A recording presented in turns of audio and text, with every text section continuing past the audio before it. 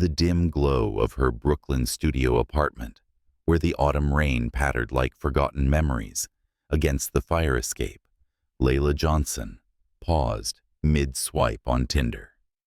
At 32, with sun-kissed brown skin that spoke of summers in Harlem and a cascade of natural curls, she often tamed into a high bun for late-night deadlines. Layla had become a reluctant expert on the art of digital disappointment. Freelance journalism paid the rent barely, but it left little room for the kind of serendipity that once defined her life. 3 years ago, her husband Daniel had boarded a flight to cover a story in Atlanta, his laugh echoing in her ears as he promised to bring back her favorite pralines. The plane never landed. In the wreckage of that loss, Layla had buried her dreams of a family of lazy Sundays, with tiny feet padding across hardwood floors. Now her evenings were spent chasing leads on corruption scandals, her heart a quiet archive of what-ifs. But tonight, as the clock ticked toward 6 p.m., on October 21st, 2025, something shattered the monotony. Her phone buzzed, not the usual ping of a match from some gym bro in Midtown, but a direct message from a profile that made her breath catch. Ethan Carter.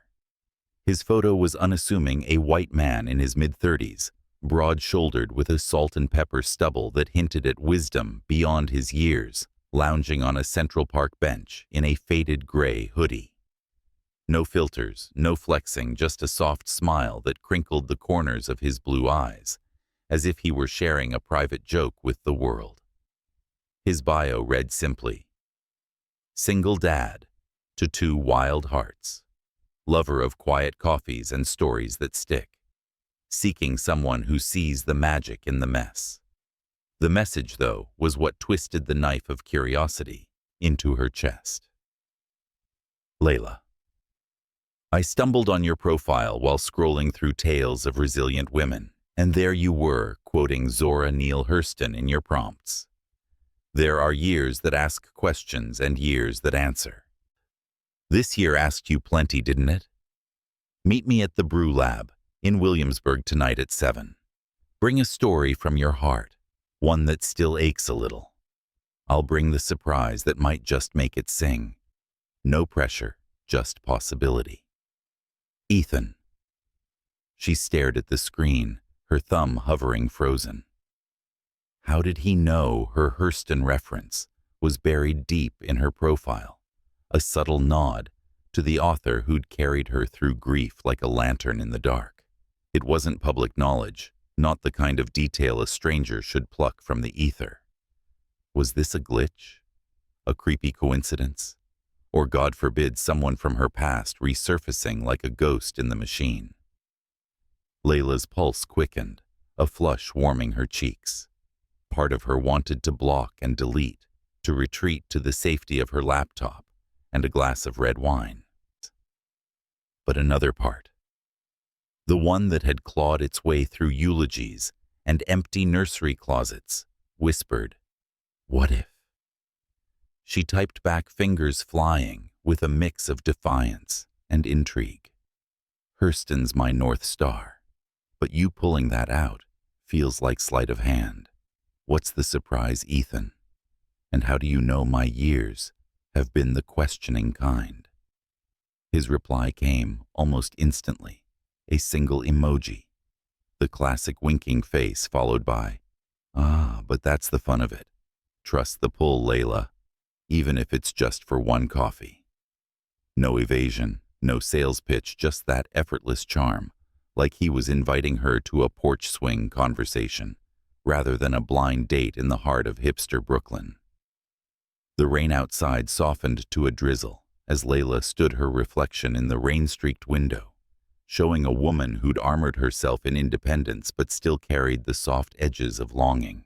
She thought of her mother, now 68, and widowed herself, living in a cozy ranch house in Raleigh, North Carolina. Every Sunday call ended the same way. "Baby girl love, don't wait for perfect. It sneaks up on you in the ordinary, like that first sip of sweet tea on a hot day. Her mama had loved fiercely once dancing to Motown records with Layla's daddy, until Alzheimer's stole him away, piece by piece. At 62, she'd started volunteering at the local senior center, reading romance novels aloud to a circle of gray-haired widows who giggled like schoolgirls over plot twists. "See," her mother would say, "even at our age, the heart's got room for a sequel." Layla smoothed her hands over the faded lavender couch, a hand-me-down from Daniel's aunt, and felt that sequel stirring now. Why not? She was tired of the silence that echoed louder than city sirens of profiles that promised adventure but delivered awkward silences over overpriced lattes. Ethan Carter wasn't her type on paper, too polished. In his vagueness, too much the archetype of the brooding single dad who'd probably aced Harvard and now ran some tech startup. But that message, it landed like a letter from an old friend, intimate and unassuming.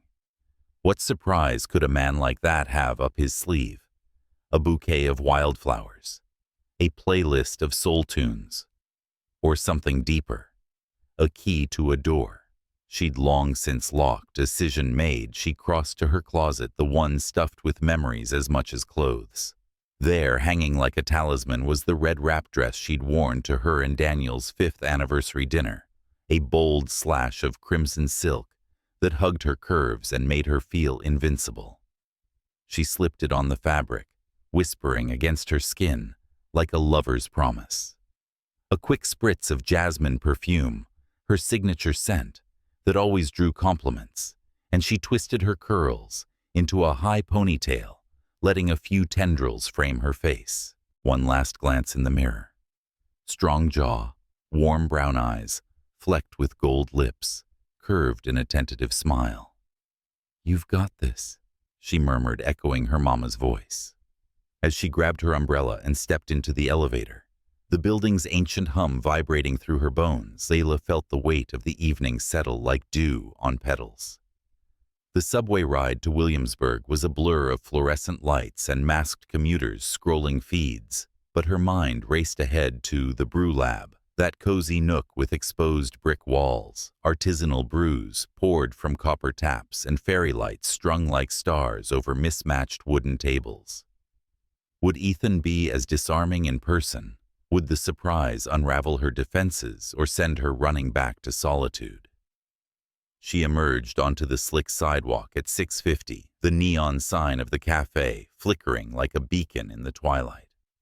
Heart pounding with equal parts dread and delight, Layla pushed open the door, the bell tinkling a welcome.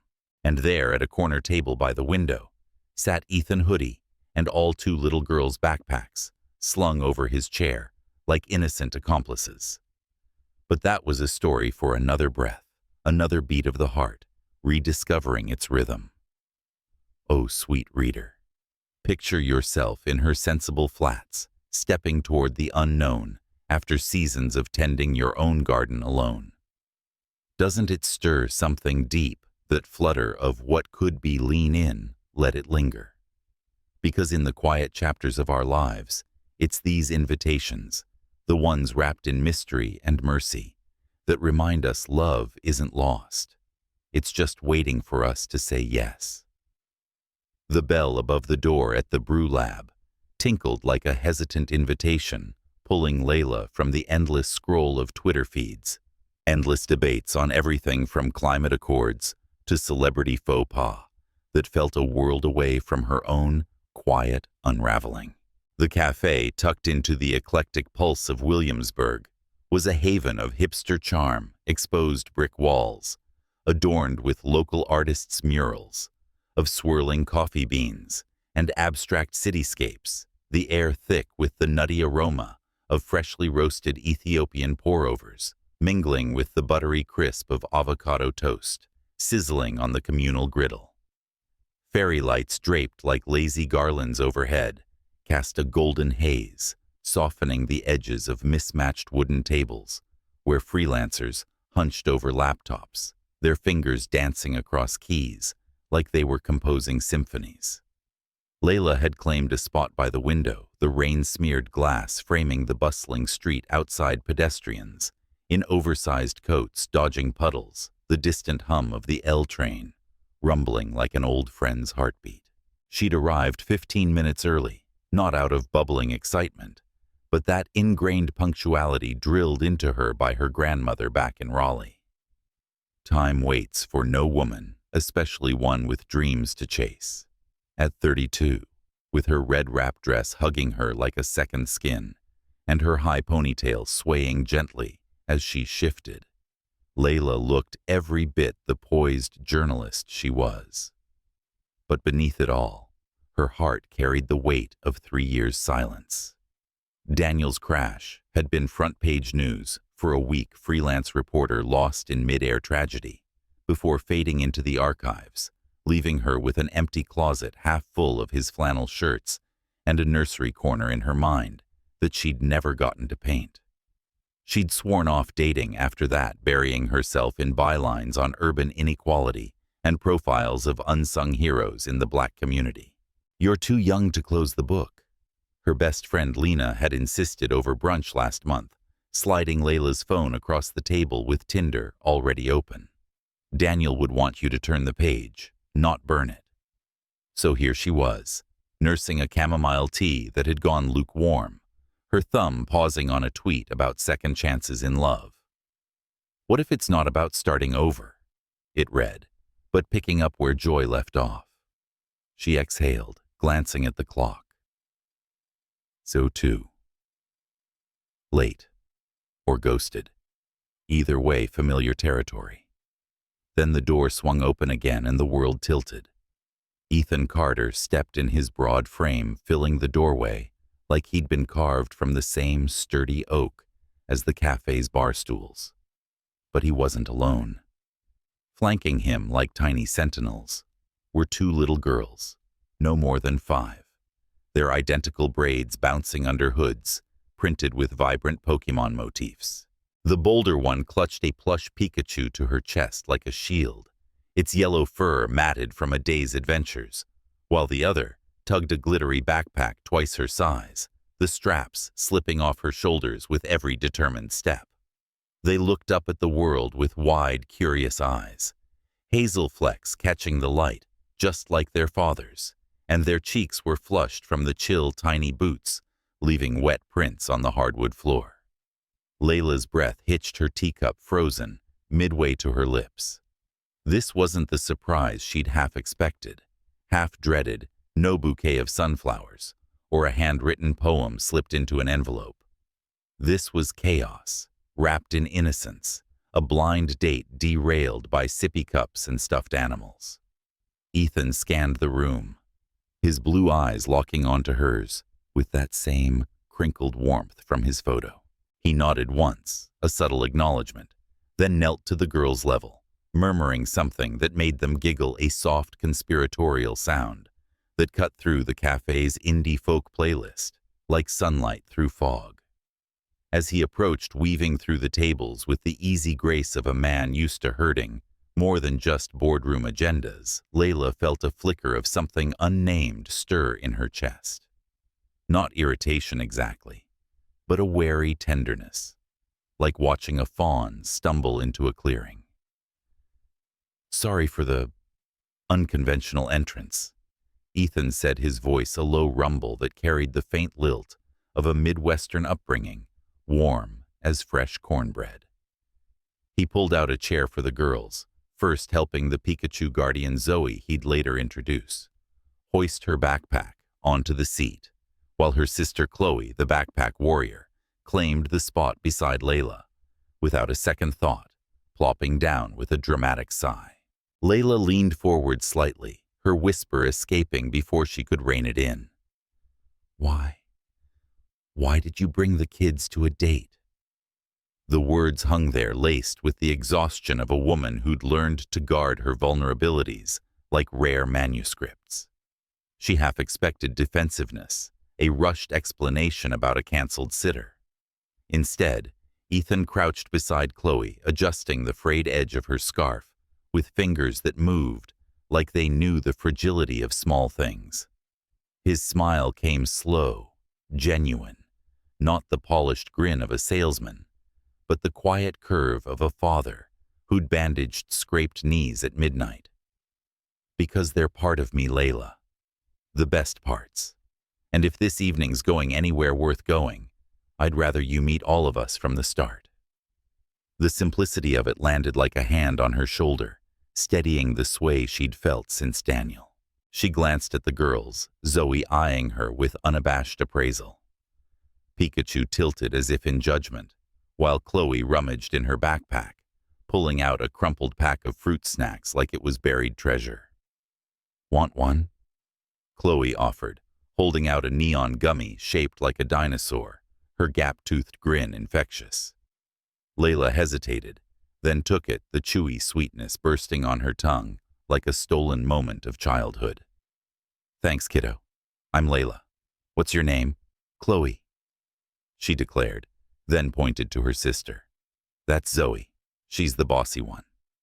Zoe stuck out her tongue, eliciting a chuckle from Ethan as he flagged down the barista for Menu's Kids hot chocolates with extra marshmallows, a black coffee for him, and a fresh chamomile for Layla. The cafe buzzed on around them, but in that corner booth, time softened. Ethan didn't dominate the conversation. He facilitated it, drawing out stories from the girls about their day at preschool.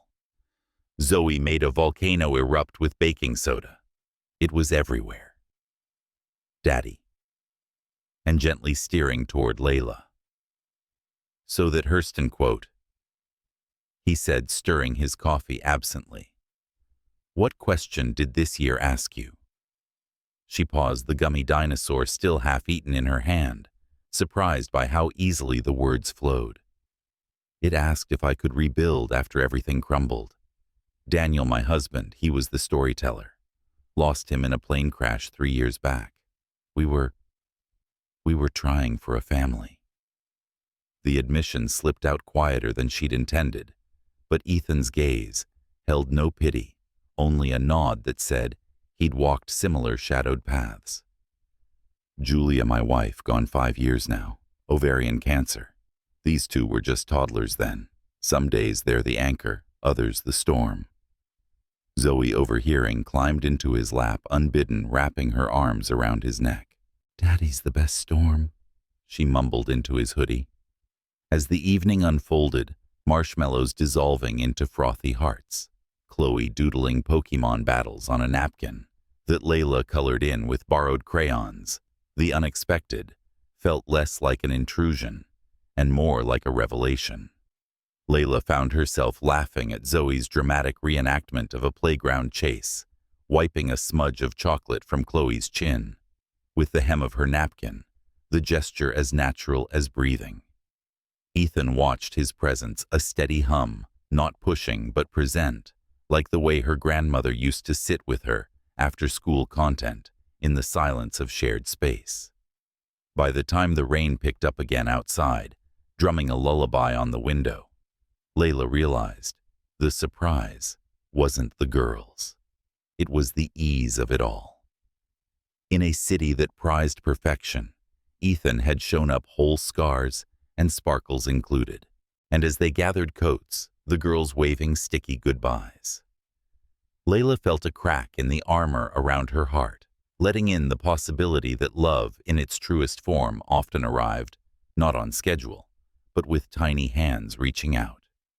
Layla's eyes lingered on Ethan as he settled into the booth, the worn denim of his jeans whispering against the wooden bench, the gray hoodie slung loose over shoulders that bore the quiet strength of a man who'd carried more than his share.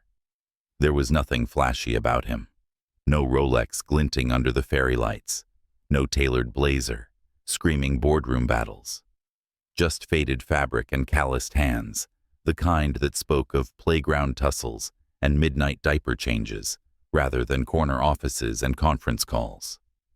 It was disarming, this ordinariness, especially after the parade of Tinder suitors who'd shown up in crisp polos, their bios bloated with stock options and spin classes. Ethan Carter, Looked like the neighbor who'd fix your leaky faucet on a Sunday afternoon, not the type to sweep you off your feet with a private jet to the Hamptons. He turned his attention first to the girls, as if the rhythm of their needs was as natural as breathing. "All right, my little explorers," he said, his voice a gentle baritone laced with that Midwestern warmth that reminded Layla of her uncle's stories from Iowa farmsteads. He unzipped Zoe's Pokemon jacket with practiced ease, the zipper's teeth parting like an old secret, then fished a damp napkin from his pocket to dab at a smudge of what looked like playground mud, or was it chocolate, on Chloe's cheek. The motion was tender, unhurried, his thumb lingering just a beat too long, as if erasing the day's chaos could somehow preserve the innocence beneath. Chloe squirmed but didn't pull away her small hand, patting his arm in silent thanks, while Zoe watched with the solemnity of a 5-year-old philosopher clutching her Pikachu tighter. "I'm Layla," she managed, extending a hand across the table, her voice steadier than she felt. The introduction felt oddly formal in this impromptu family tableau, like slipping into heels for a backyard barbecue.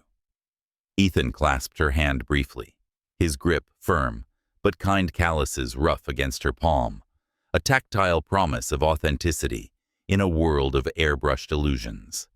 Zoe, the bolder of the duo, with her wild curls escaping her braids like spring vines, wasted no time. She propped her Pikachu on the table's edge, angling it toward Layla, as if presenting a diplomat at a summit. The plush toy's black button eyes gleamed under the lights, a fluffy sentinel between them.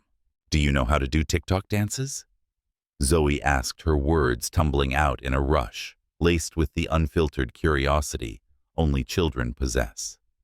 She demonstrated with a wiggle of her hips, arms flailing in a makeshift rendition of some viral routine Layla vaguely recognized from scrolling late at night. The question caught Layla off guard, slicing through the last threads of her tension like a sunbeam through storm clouds. She let out a genuine laugh, the sound bubbling up from a place she'd almost forgotten, deep in her belly, where joy used to live before grief walled it off. "Oh, honey, I know a few moves," she replied, leaning in conspiratorially. "But I bet they're nothing compared to yours.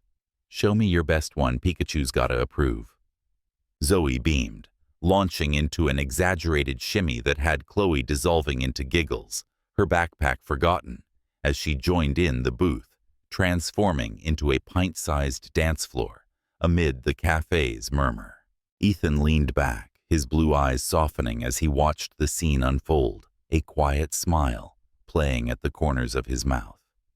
There was no judgment in that gaze, no flicker of impatience at the disruption to what should have been a polished two-person tête-à-tête.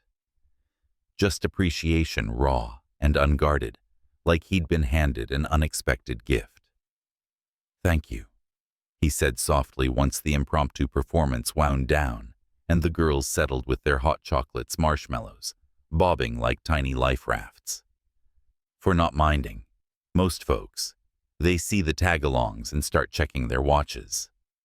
Layla nodded, stirring her fresh chamomile as the steam curled upward like a sigh. "It's not every day a blind date comes with backup dancers," she quipped, but her tone held no edge. Truth was, the girl's energy had a way of filling the spaces she'd grown accustomed to leaving, empty, the hollow ache, where Daniel's laughter used to echo the what-ifs that crept in during quiet evenings with a half-read novel and a cooling mug of tea. She'd spent 3 years building walls around that vulnerability, volunteering at the local literacy program for underprivileged kids in Bed-Stuy, pouring her maternal instincts into story hours, where wide-eyed faces hung on her every word. But here in this booth, with chocolate-smeared napkins and a stuffed Pokemon presiding over the table, those walls felt a little less necessary. As the barista cleared away the empty mugs, Zoe insisting on a high five for her best customer status, Ethan steered the conversation with the subtlety of a summer breeze. "So Layla, that story you brought tonight," he prompted, referencing his enigmatic message. "The one from the heart. What's it about?" His question wasn't probing. It was an open door, inviting without demanding. She hesitated, tracing the rim of her cup, the porcelain warm under her fingertips. Sharing felt risky, like handing over a fragile heirloom to a stranger's care. But there was something in Ethan's posture, the way he rested his elbows on the table chin, propped on interlaced fingers, giving her his full attention, while keeping one eye on Chloe's attempt to build a marshmallow tower that coaxed it out. "It's about the summer after college." She began, her voice gaining strength. "I was interning at a paper in D.C., covering civil rights marches. Daniel, my husband, he was this idealistic photographer, always chasing the light in people's stories. We met during a rally, him snapping shots of elders, linking arms, singing, 'We shall overcome,' like it was yesterday's hit parade. He said my words gave his images soul." She paused, the memory sharp as a fresh-cut rose. "We dreamed big back then, a home in the suburbs, kids running through sprinklers barbecues, with my mama's collards on the grill. But 3 years ago, a plane crash stole that future. Left me with echoes and an empty ring finger." The words hung there, not heavy but honest, like laundry aired out on a line. Ethan didn't interrupt, didn't offer platitudes about time healing or silver linings. Instead, he reached across the table, not for her hand, but to steady Chloe's wobbling tower.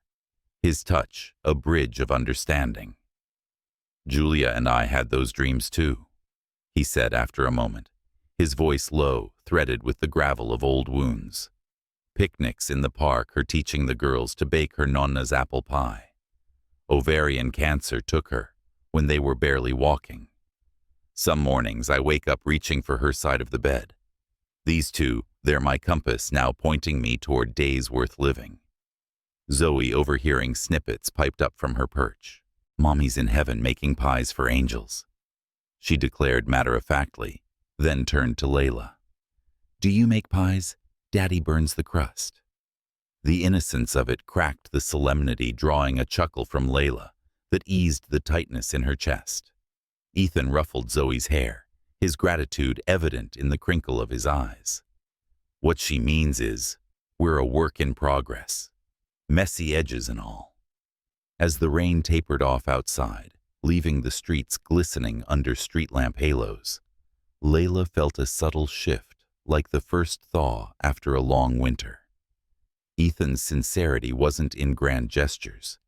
It was in the small ones, the way he anticipated Chloe's spill before it happened, napkin at the ready.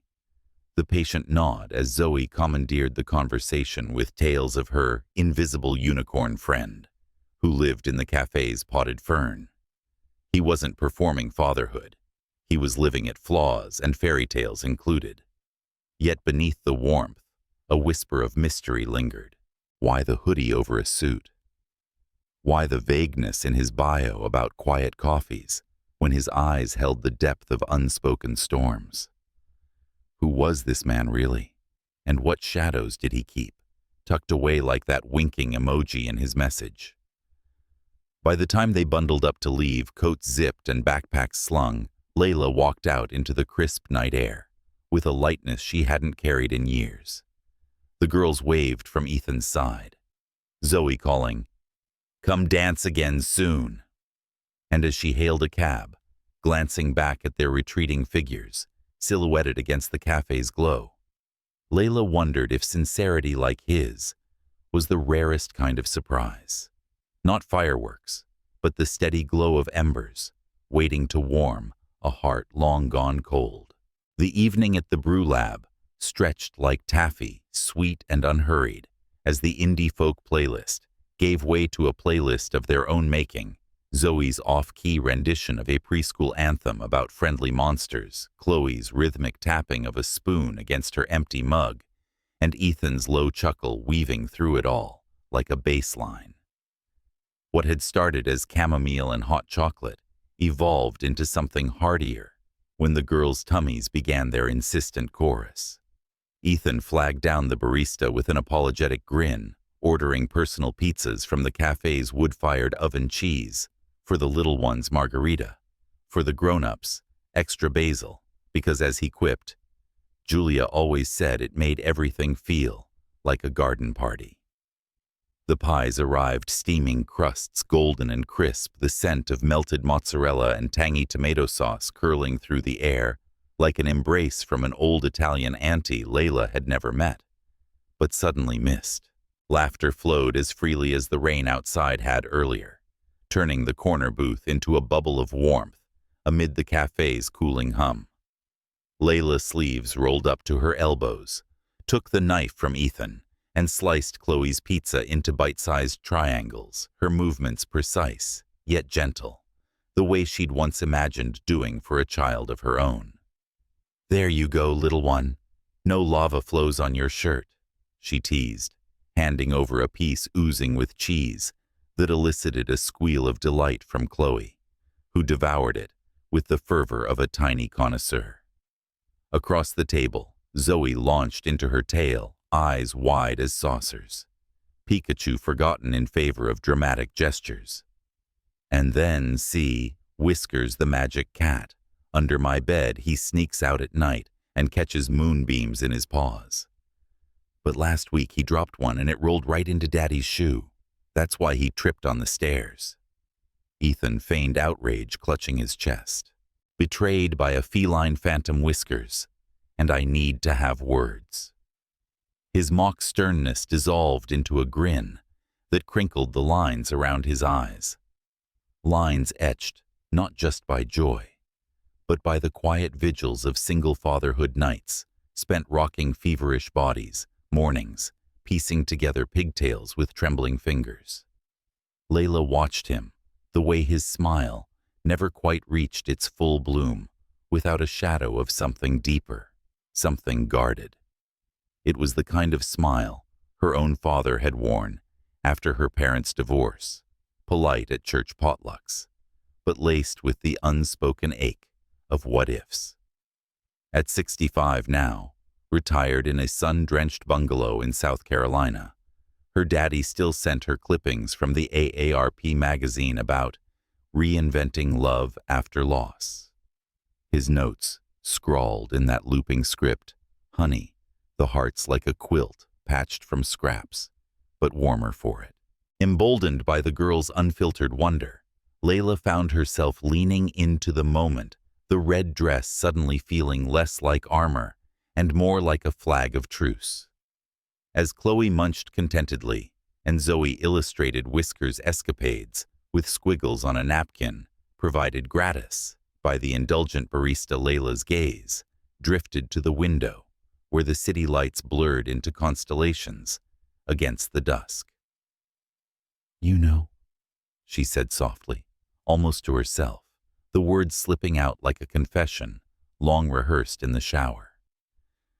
"I used to dream about evenings just like this, pizza crusts on the floor, little voices filling up the quiet, with stories that don't make a lick of sense, but feel like everything." She paused, her fork hovering over her own slice, the steam rising like a veil she couldn't quite lift. The cafe's murmur faded, leaving only the thud of her pulse. Laughter bouncing off the walls, tiny hands sticky with sauce tugging at your sleeve. "Daniel and I, we painted the nursery yellow like sunshine on a bad day. Picked out names Amara for a girl, Kai for a boy. But I lost the baby before I could hold her, before any of it became real. And after the crash took him too. Well, those dreams just folded up like old letters in a drawer." The admission hung in the air, fragile as the basil leaf wilting on her plate. Layla braced for the familiar cascade, the tilted head of sympathy, the bless your heart, that Southerners wielded like a balm, but often left a sting. But Ethan's eyes met hers across the table. Blue depths, steady as a lighthouse in fog, holding no pity, only the mirrored glass of recognition. He set down his slice, untouched, his hand resting open-palmed on the table, an invitation rather than a demand. "Layla," he said, his voice a quiet anchor. "That's a grief that doesn't tidy itself up, does it? The kind that sneaks into grocery runs and empty passenger seats." He glanced at the girls, now absorbed in a game of napkin-folded fortune-tellers, their whispers a soft counterpoint to the weight of his words. "Julia was my world, fierce funny, the one who could turn a rainy Tuesday into a dance party with just a record player and her hips. Ovarian cancer. It came like a thief 5 years back. She was 34. These two were barely out of diapers asking questions I didn't have words for. Where's Mommy's laugh now, Daddy? I'd hold them close and think if not for them, I'd still be lost in that bed we shared, staring at the ceiling like it held answers. His confession wrapped around her like her mama's quilt pieced from feed sack cotton, and stories of endurance, the one her mother at 68 still draped over her knees during book club meetings in Raleigh, where a circle of silver-haired friends dissected romance novels, not for the passion, but for the persistence. Love after loss, her mama would say, sipping chamomile that mirrored Layla's own, isn't about forgetting the first chapter. It's about daring to write the next, even if your hand shakes. Layla nodded, the knot in her throat easing just a fraction, replaced by a warmth that spread from her chest to her fingertips. In Ethan's gaze, she saw not a savior or a suitor, but a fellow traveler, scarred by the same relentless road, yet choosing to walk it with wide-awake eyes. The connection hummed between them, electric and tender, like the first notes of a hymn in a pew-worn church. Yet even as she smiled back, tracing the edge of her pizza crust, absent-mindedly, a sliver of doubt lingered, sharp as a hidden thorn in that quilt. Ethan's hoodie rumpled, and real clashed with the poise in his storytelling, the way he anticipated the girl's needs with the efficiency of a man who'd orchestrated more than playground schedules. His bio had whispered of quiet coffees, but his words carried the weight of boardrooms, unspoken deals, sealed over handshakes she couldn't picture in faded jeans. Who was this man really? A single dad scraping by on freelance gigs, or something? More layered, a smile, masking mergers and miles of hidden wealth. The winking emoji from his message echoed in her mind, a playful veil over depths she sensed, but couldn't name. As the pizzas dwindled to crusts, and the girls yawned into their napkins, Ethan caught her eye again, his expression soft with unspoken promise. To dreams that don't die, he toasted with his water glass, clinking it gently against hers. They just wait for the right hands to unfold them. Layla lifted hers in return, the glass cool against her palm, her heart a tentative bloom in the autumn chill. Outside, the streets of Williamsburg beckoned with their neon pulse. But in that booth, time held its breath, a fragile bridge between loss and the luminous unknown, where secrets smiled back from the shadows, waiting to be unveiled. A week had slipped by like pages in a well-loved novel each day since that rainy evening at the brew lab, etching itself into Layla's thoughts with the persistence of a favorite refrain. It was October 28, 2025, and the Brooklyn office of Urban Echo, the scrappy digital outlet where she freelanced investigative pieces on community resilience, buzzed with the familiar chaos of deadline dashes and coffee-fueled debates. Sunlight slanted through the floor-to-ceiling windows, gilding the clutter of monitors and half-eaten bagels on communal desks, but Layla barely noticed. She hunched over her laptop, fingers flying across keys as she outlined a feature on Harlem's elder entrepreneurs, women like her aunties back home, who'd turned corner stoops into empires of soul food and storytelling after husbands passed and pensions fell short. The date with Ethan lingered not as a whirlwind romance from some glossy Hallmark script, but as a quiet melody she'd hum to herself on the subway. Zoe's wild TikTok shimmy, Chloe's gummy dinosaur diplomacy, the way Ethan's hand had steadied her pizza slice without a word, as if he knew the weight of unspoken hungers. They'd texted since light threads about preschool art projects, and her latest byline, his replies, laced with that Midwestern steadiness that made her chest ache with possibility. Missed the girl's chaos already she'd written 2 nights ago, and the pizza wasn't half bad either. His response chaos included, rain check on that garden party basil. No pressure. Just the gentle pull of someone who understood the fragility of fresh starts.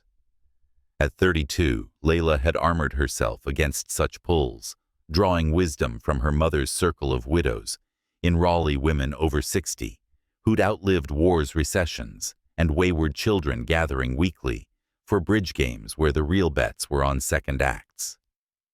Darlin', her mama had advised over a recent call, her voice crackling with the love of a 68-year-old who'd buried a husband to heart trouble but bloomed anew in a community garden. Trust blooms slow like okra in July. But when it does, it's worth the wait in weeds. Weeds. That's what doubt felt like. Now a faint prickle at the edges of her reverie.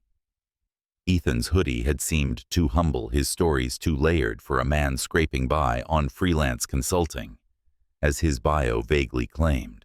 But vulnerability had a way of blurring such lines. She'd shared her nursery dreams, and he'd met her with his own ghosts. No one had ever made space for her scars quite like that, not since Daniel, whose camera lens had captured her joy, but never quite her quiet fractures. The door to the bullpen swung open with a whoosh, pulling Layla from her screen. Aisha Patel, her sharp-witted colleague and occasional co-conspirator on exposés, strode in clutching an iPad like it held state secrets. Aisha, 35, and fierce in her patterned hijab and power heels, had a nose for news that rivaled a bloodhound's. Today, it was trained on Layla. "Girl spill," she said, sliding into the chair opposite Layla's desk, her bangles jingling like tiny wind chimes. "You've been glowing like you swallowed a firefly. That Tinder guy from last week, the single dad with the charm offensive."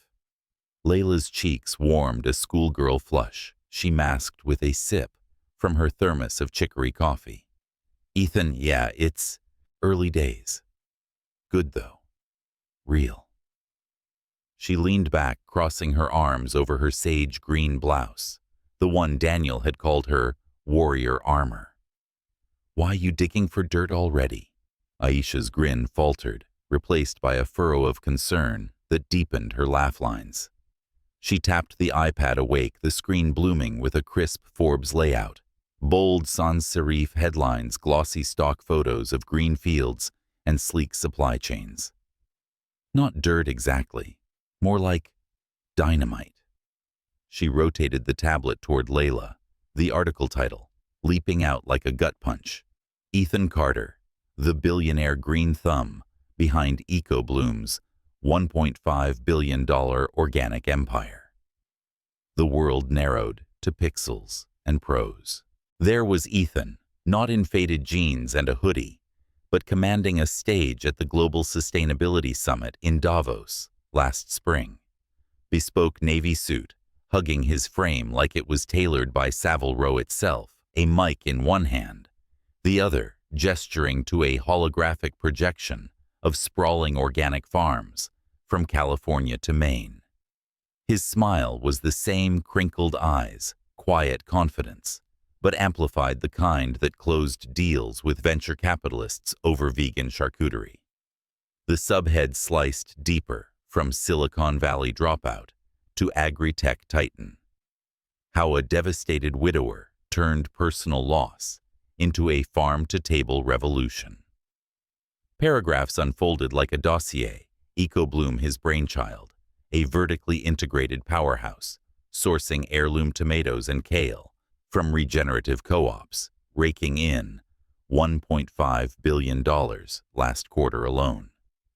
Hampton's estate with a rooftop apiary. a fleet of custom Teslas for the executive team. Philanthropy boards. TED Talks, a net worth that danced north of 9 figures. The man who lost his wife to illness, but found purpose in planting seeds, literal and figurative. Layla's breath caught a vice, clamping her ribs. The iPad trembled in her grip, the screen blurring as if underwater. This wasn't the father who'd burned pie crusts or tripped over moonbeams. This was a mogul, a headline a world away from napkins, doodled with unicorns. You didn't know. Aisha's voice softened her hand, hovering midway across the desk, an anchor unthrown. At 35, Aisha had her own scars, a divorce that left her with a toddler and trust issues etched in fine print, but she knew when to hold space. I mean, it's everywhere this week. Forbes dropped yesterday. Thought you'd seen it.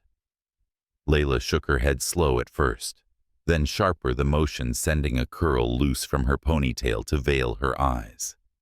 No, God no.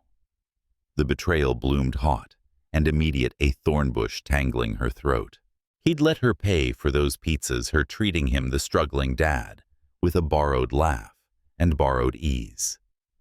I need to know if someone could love me, without the title, without the money, his words from their texts echoed, now twisted into a script. A test. She'd been the unwitting audition, spilling her soul over mozzarella, while he played pauper in a prince's disguise. The nursery yellow she'd confessed. It felt mocked now, a pauper's dream dangled before a king. Aisha scooted closer, her voice a murmur amid the office din. Hey, breathe. This doesn't erase the good parts, the way he looked at you like you hung the moon. But damn, Layla, that's a hell of a plot twist. She squeezed Layla's forearm, the touch grounding sisterly. Layla thought of her mother's bridge ladies, those over 60 sentinels who'd weathered husbands' secrets and stock market crashes, emerging with quips like, men and their masks peel 'em back, and half the time it's just another boy playing dress-up. But this stung deeper. Reopening the wound Daniel's crash had carved, the illusion of partnership shattered mid-flight. By midday, the office emptied for lunch runs, but Layla stayed rooted, the iPad a cold stone in her lap. Texts from Ethan pinged. Girls drew you a superhero Layla today. Cape included. Each one a fresh twist of the knife. She drafted a reply, deleted it, drafted again. We need to talk. Now. Vulnerability warred with fury.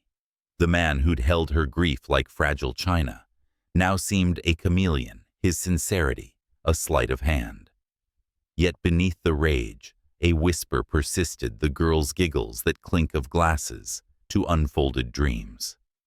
Was it all artifice, or had she glimpsed the man beneath the empire, raw and reaching, as the sun dipped, casting long shadows across her desk? Layla pocketed her phone and grabbed her coat. Prospect Park, their promised raincheck spot. He'd mentioned it in passing, swings and puddles for the girls. She'd go there tomorrow. Force or the unmasking. Because at her core, like those resilient elders who'd taught her love, demanded truth, not titles. And if Ethan's secrets proved too vast, she'd walk away whole scarred, but with the wisdom to know her worth wasn't negotiable. In the quiet of her unraveling, Layla felt the stir of that old okra bloom, slow, stubborn, ready to push through concrete for the light. The drizzle began as Layla crossed the Grand Army Plaza entrance to Prospect Park, a fine mist that clung to her wool coat like unshed tears, turning the autumn leaves underfoot into a slick mosaic of gold and crimson. It was October 29th, 2025, the day after the Forbes revelation had cracked her world like a dropped heirloom plate, and she'd chosen this place deliberately, the sprawling green lung of Brooklyn, where Ethan had mentioned in one of their easy texts taking the girls for puddle jumping therapy on weekends. The paths wound through ancient oaks, their branches heavy with the weight of 1,000 rainy confessions, and the distant hum of the city faded into the whisper of wind through reeds by the lake. At 32, Layla had learned to seek solace in such spaces, after Daniel's crash walking these trails, with podcasts of Layla Angelou's gravelly wisdom, her mother's voice echoing in her head. Rain washes the soul clean, child, but only if you stand in it long enough. Now at 68, her mama still swore by it, tending her Raleigh rain barrel garden, with hands gnarled like oak roots, reminding her bridge club ladies that storms don't last forever, but the growth they bring, that's yours to keep.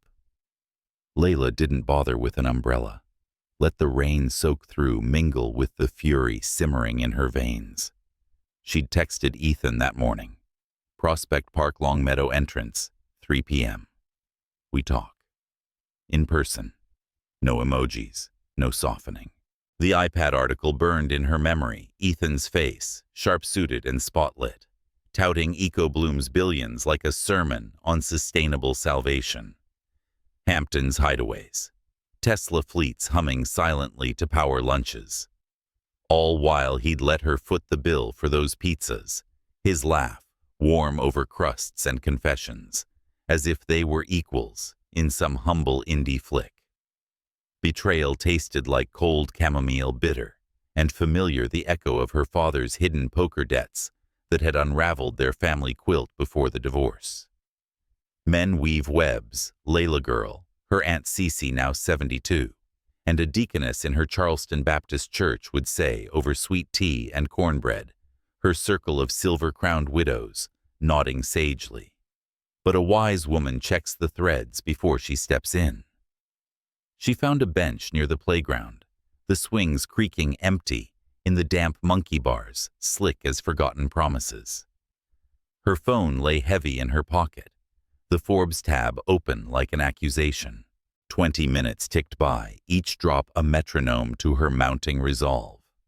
Then through the haze, shapes emerged Ethan, in that same gray hoodie, now darkened by rain, pushing a bundled Zoe on a swing, while Chloe splashed in a nearby puddle, her glitter backpack a defiant rainbow. The girl's laughter cut the gray high and untroubled Zoe's whoops, as the swing arced Chloe's triumphant, "Look, Daddy Mud Castle," a tableau so achingly normal it twisted the knife deeper. Ethan spotted her then, mid-push his face, lighting with that crinkle-eyed smile that had coaxed her nursery secrets from hiding. But it died, midway, faltering into a mask of wary recognition as he took in her rigid posture, the arms crossed like a barrier. "Zoe, Chloe, go build that castle bigger, okay? Daddy's got to talk to Layla for a sec." He called his voice steady for them, though the edges frayed. The girls scampered off, oblivious their boots churning divots in the grass. Ethan approached slowly, hands shoved deep in his pockets, rain beating on his stubble like unswept regrets. "Layla, you came." It wasn't a question, but the relief in it stung relief she'd once mistaken for reciprocity. She rose, pulling her phone free, the screen's glow harsh against the overcast sky. "You lied to me." The words launched like a stone into still water, rippling out. She thrust the device toward him, the Forbes headline glaring, "Ethan Carter, the billionaire green thumb." His photo stared back worlds away from the man who'd burned pie crusts in her imagination. Ethan exhaled a long, ragged sigh that fogged the air between them, his shoulders slumping under the hoodie's weight. He glanced at the screen, then away toward the girl's mud kingdom, as if drawing strength from their unscarred joy. "I didn't lie, Layla. I just didn't tell you everything. Not yet." "That's lying." Her voice cracked, trembling on the edge of a sob. She swallowed back the rain, tracing cold paths down her cheeks. It wasn't just the omission. It was the performance, the borrowed normalcy that had let her peel back her layers, vulnerable as a fresh bruise. You let me pay for dinner, Ethan. Let me think you were some ordinary single dad juggling bills and bedtime stories while you've got a goddamn empire. Tesla's in the garage, a Hamptons spread billionaire, and you played it like we were scraping by on freelance checks.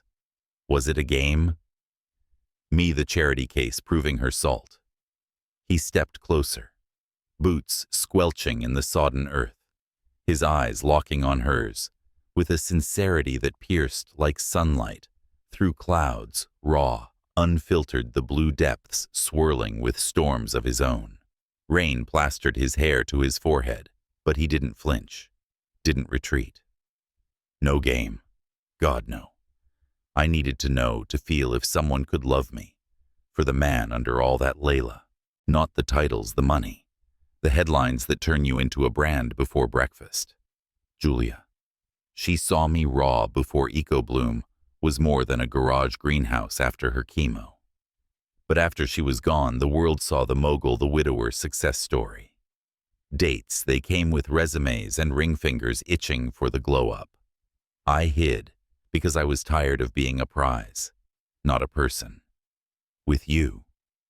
From that first message quoting Hurston like a lifeline, I wanted real. The hoodie, the half-truths, it was armor, yeah, but cracking it open with you felt like breathing again. Layla turned away, the words landing like balm on a burn, soothing, even as they scorched. Tears welled hot, spilling over to mingle with the rain, tracing salty rivulets down her neck. She hugged herself tighter, the wool sodden and heavy, visions flashing, his hand steadying her glass. That night, the girl's napkin doodles like tiny olive branches. I trusted you, she whispered, the admission, a fracture in her voice. Opened up about the nursery, the crash, the hole where a family should be because you seemed safe seen. But now, I don't know which part of you is real. The dad wiping chocolate chins or the CEO closing deals over caviar. How do I build on quicksand, Ethan? How do I trust when the foundation's a facade? He reached out, then stopped, hand hovering like a question, unanswered, respect in the restraint. The girl's laughter pealed, distant, a reminder of stakes beyond their storm. All of it was real, he said, voice thick, rain veiling the sheen in his eyes. The parts you saw, they're the core. The empire, it's what pays for their preschool and my sanity, but it doesn't touch the man who burns pies or trips over moonbeams. I was going to tell you after a few more evenings when I knew this wasn't pity or pretense. But I get it, Layla. The hurt. I've lived it. She backed a step, the path blurring through the downpour, her heart a wild thing caged in ribs. Part of her wanted to bridge the gap, to grasp that hovering hand, and demand the full map of his truths. But the widow in her, the one who'd pieced a life from wreckage, drawing from her mama's creed of, fool me once, learn the lesson twice, whispered retreat. I need time. She choked out, turning toward the plaza, the rain a curtain closing the scene, to sort what's mirage from what's mine. Ethan stood frozen as she walked away, the girl's calls pulling him back to their world, his silhouette shrinking in the mist. Layla didn't look back, but the ache followed her home, a seed in fertile soil, rain-soaked, uncertain, but alive with the stubborn promise of growth. In the quiet aftermath, she thought of those Bridge Club elders, their stories of husbands' hidden debts, forgiven not in haste, but in the slow thaw of seasons. Trust, like okra, took time to tenderize. And perhaps, just perhaps, this storm was the first real rain. 10 days blurred into a gray haze after that confrontation in Prospect Park, each one a deliberate step back from the edge of possibility. November 8th, 2025. Dawned cold and sodden over Brooklyn. The kind of autumn chill that seeped into bones like an old regret. But Layla Johnson had mastered the art of endurance long before Ethan Carter's secrets unraveled her fragile thaw. She'd silenced her phone's notifications after the first barrage of his texts, gentle check-ins, laced with apologies. Layla, I'm sorry. The girls ask about your stories. Can we talk then? Quieter ones. Just wanted you to know. We're thinking of you. No pressure. Each ping a fresh echo of betrayal that she'd swipe away like crumbs from a tablecloth. At 32. With the weight of Daniel's absence still a shadow in her mornings, Layla knew the value of silence. It was the space where wounds could scab over, where a woman's heart, like the quilts her grandmother pieced from salvaged flour sacks back in the Jim Crow South, could mend itself stitch by stubborn stitch. Her days folded into routine, a deliberate cocoon. By day, she chased deadlines at Urban Echo, profiling resilient black elders in Bed-Stuy who'd turned corner lot gardens into food co-ops after losing spouses to the 008 crash women in their 60s and 70s, like her own mama in Raleigh, who at 68 still led her church's widow's circle, dispensing wisdom over pecan sandies. Forgiveness ain't for them, baby girl. It's the key that unlocks your cage. Evenings brought her to the Bed-Stuy Public Library, where she volunteered for story hour, her voice weaving tales of Anansi the spider and Br'er Rabbit through a circle of wide-eyed tots on a threadbare rug. But since the rain-soaked rift with Ethan, the children's wing felt hollow, the air thick with the ghosts of giggles unspoken. No Zoe demanding a TikTok demo, mid-read aloud. No Chloe draping a glittery backpack over Layla's knee like a shared secret. The crayons lay untouched in their bins, the picture books stacked neat as unsent letters, and Layla would pause mid-sentence, her throat tight, wondering if joy, once invited in, left such a cavern when shown the door. That Saturday morning, the sky wept steadily, a soft percussion against the library's arched windows that mirrored the patter in Layla's chest as she arrived early, umbrella dripping on the mat like shed burdens. The branch was quiet save for the hum of fluorescent lights and the distant rustle of a janitor's broom, too early for the usual bustle of families fleeing the wet.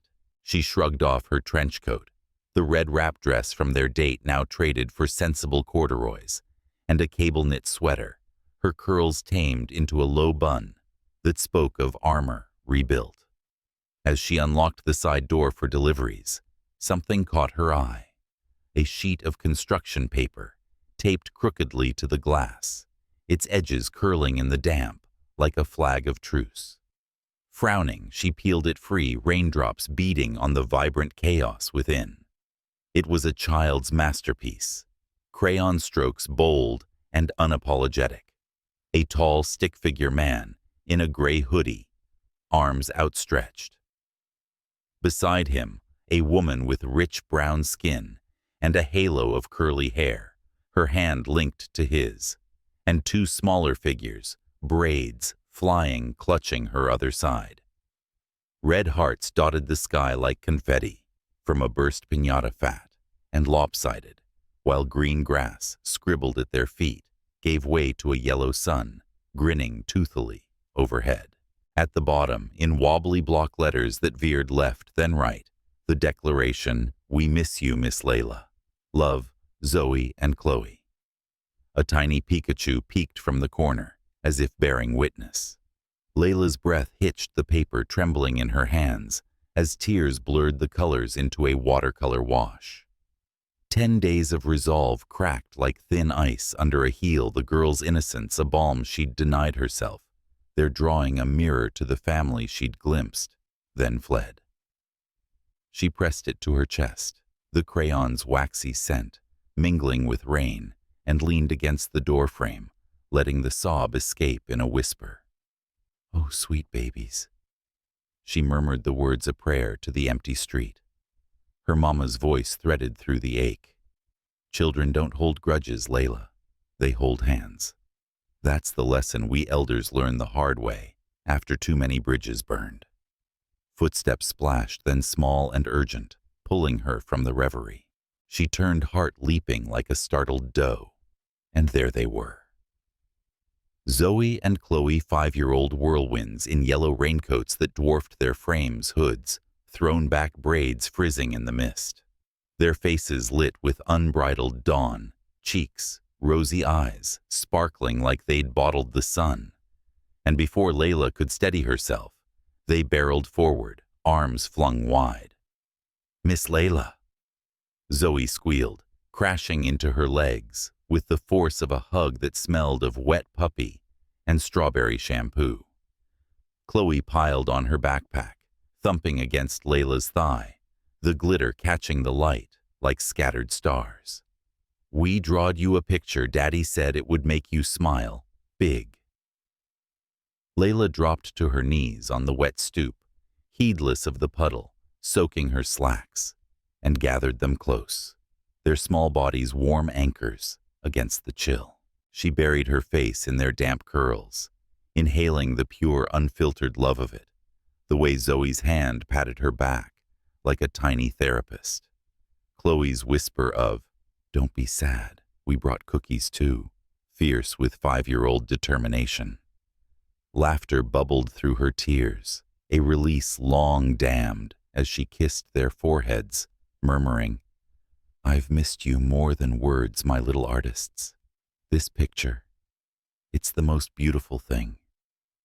Behind them, silhouetted against the downpour, Ethan emerged from the haze, soaked to the skin, hoodie, clinging like a second shadow jeans, dark and heavy, his hair plastered flat.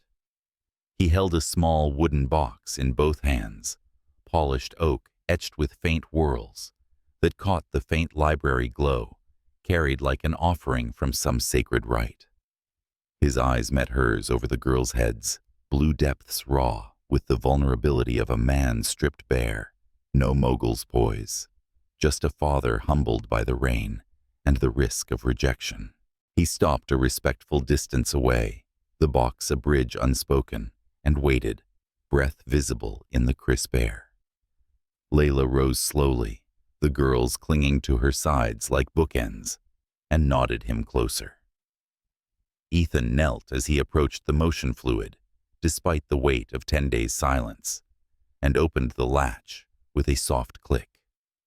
Inside nestled a treasure trove of memory, faded crayon drawings on yellowed paper, finger-painted masterpieces curling at the edges, bunnies, in capes, suns with smiley faces, stick, family portraits where Julia's figure loomed tall, her curly hair a wild crown.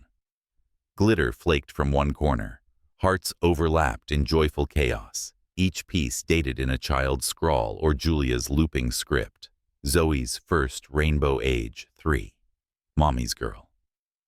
After Julia passed, Ethan said, his voice roughened by rain and restraint, holding the box steady between them like a shared heartbeat. "The girls, they stopped drawing. The colors just vanished like the world had gone grayscale overnight. I'd find the crayons pushed under the bed, the paper blank on the table. It broke me seeing their spark dim." He glanced at Zoe and Chloe, now rummaging in his coat pocket for promised cookies, their chatter a soft veil. "But then you came along, Layla. That night at the cafe with your laughs and your stories, the way you colored in their napkins like it was the most natural magic in the world. The next morning, they dragged out the box, this box, and started again. Hearts, unicorns, even a superhero you with a cape made of basil leaves." A faint smile ghosted his lips, self-deprecating eyes glistening. "You brought the colors back. Not just for them, for me too. And I'm sorry, so damn sorry for hiding the rest.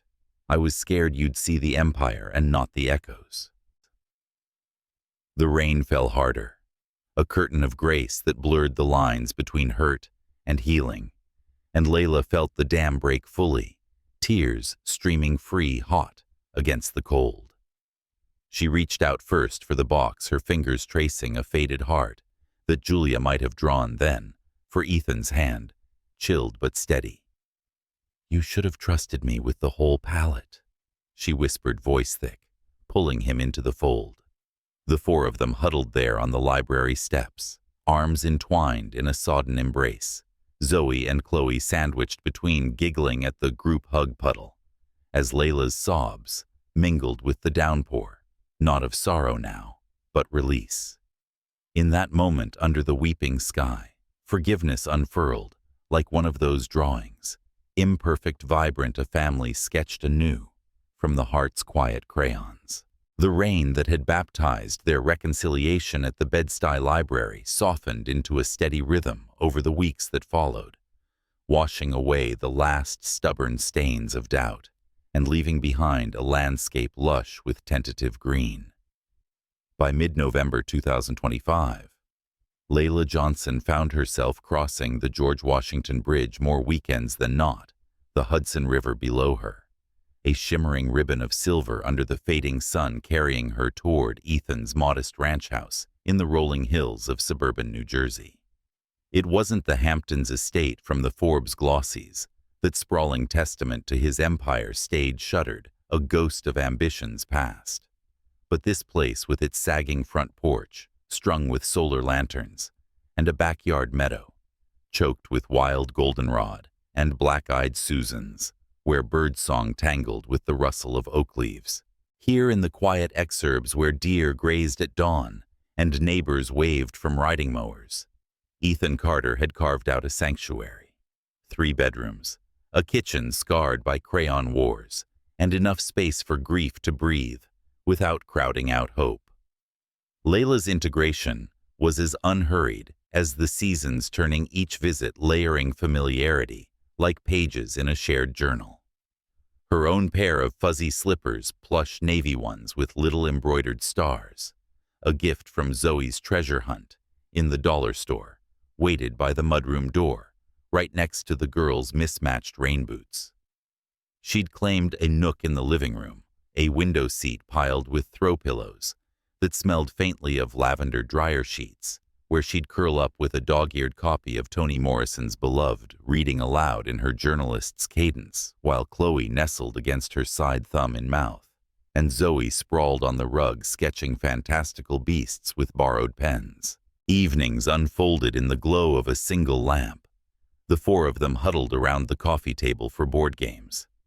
Candyland marathons that devolved into pillow forts or chutes and ladders, where Ethan's deliberate losses drew peals of victory laughter from the girls.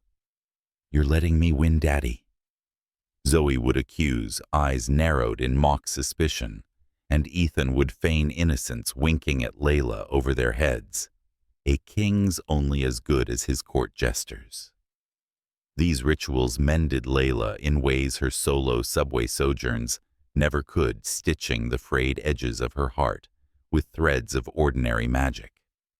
At 32, she'd carried Daniel's loss like a stone in her pocket, polished smooth by 3 years of solitary polish.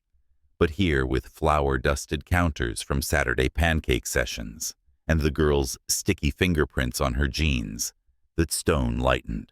Ethan moved through it all with the quiet competence of a man who'd learned to lead without commanding whisking eggs, one-handed, while corralling a crayon revolt or drawing Layla aside during bath time for a stolen kiss that tasted of mint toothpaste and promise. No more hoodies hiding empires. He'd shown her the ledgers of Eco Bloom over coffee, one crisp morning, not as a flex, but a full confession. "It's the means, Layla, not the man. You get the man, warts and all." And she did the one who burned toast, but remembered her jasmine perfume, who held her through nightmares of plane crashes without a word, just the steady rise and fall of his chest. One moonlit night in early December, as frost etched silver filigree on the windows, and the air hummed with the promise of first snow. The house settled into its hush after a raucous round of sorry. The girls, pajama-clad in footy onesies printed with shooting stars, had claimed Layla as their storyteller, piling onto the couch in a tangle of limbs and whispers. Ethan stoked the fireplace, its crackle a counterpoint to the wind, sighing through the eaves, and watched from the armchair, his blue eyes soft in the firelight, the lines around them deepened by a peace he'd chased for 5 long years.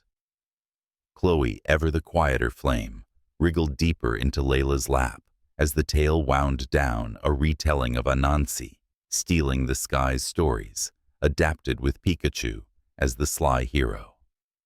Her small head rested against Layla's collarbone curls, tickling like feathers, and in the silver spill of moonlight through the curtains, she tilted up a face, solemn as an owl's.